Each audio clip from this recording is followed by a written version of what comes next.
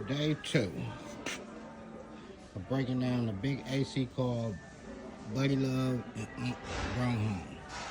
I am looking for a big grinder, and the one that I see a Makita for $199, but I don't feel like paying that price today. So I'm looking at the 129, 7-inch. Got it in my bag. I'm doing hard this time, and I'm seeing what the ridge do. So 7-inch blades is what I need.